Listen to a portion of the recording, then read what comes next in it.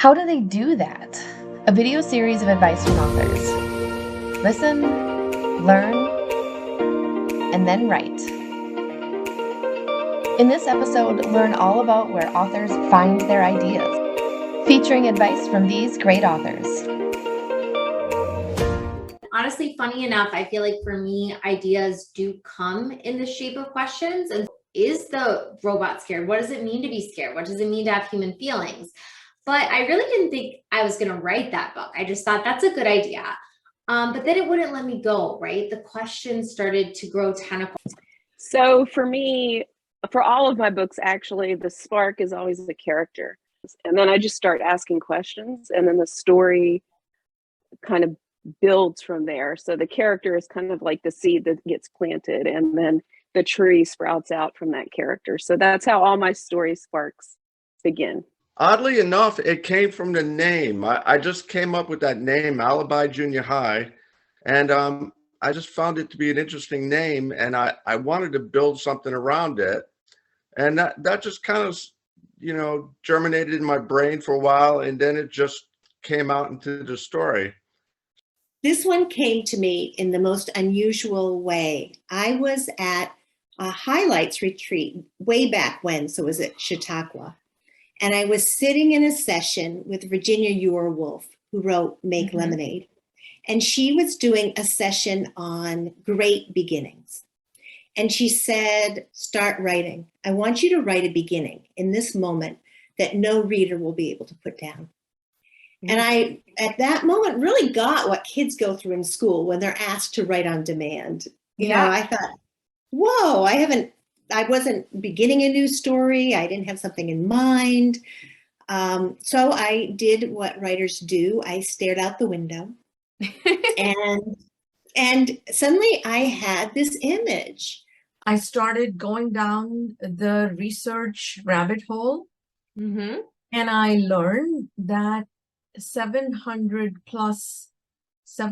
million plus people in the world don't have access to clean drinking water.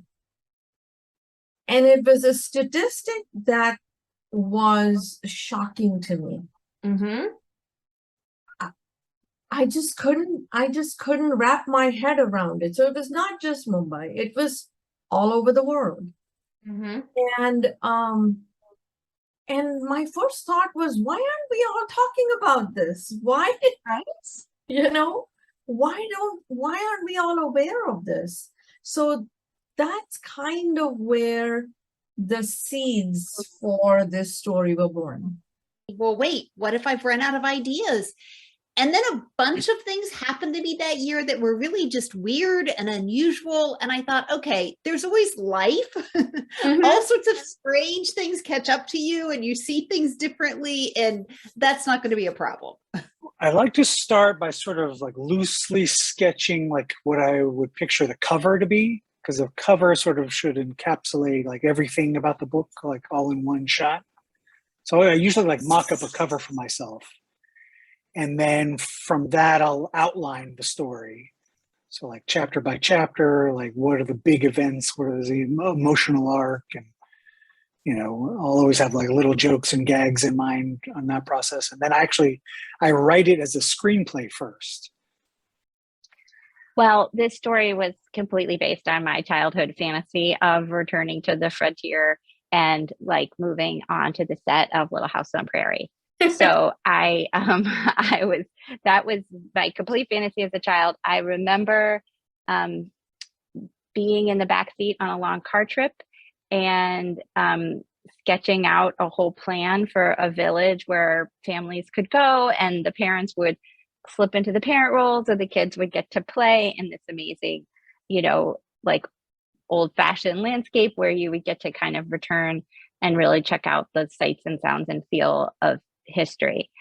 It pretty much is up to me, but it's very hard because I do have a lot of ideas crashing, in my head, and I have a lot of characters that pop up and I get very excited about, what feels like the beginning of a story or the beginning of an idea, and they all become very noisy children who are all like clamoring and vying for attention, and I have to tell them, get into line, one at a time, the right one at a time.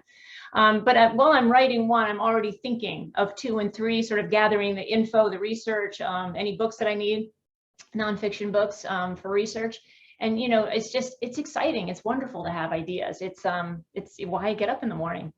Well, I've always loved mysteries as a kid. That was my favorite genre to read growing up, and even all the way through high school, college, even as an adult, I still like to read mysteries. And so I just wanted to challenge myself to see, could I write a mystery? Because I hadn't done that before. The books I'd done in the past were just humorous, realistic fiction.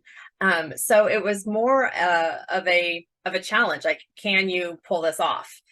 I don't really believe there are good and bad ideas, right? I think there are ideas that we are suited to write. And I think what makes us suited to write is that our curiosity continues and deepens. And so for me, it's this question of, is it something that I'm going to want to know how this story ends? I'm going to want to know what happens, because as a writer, you're not only the writer of the story, you're also the story's first reader. And so I think you have to engage your reader self in order to write the book.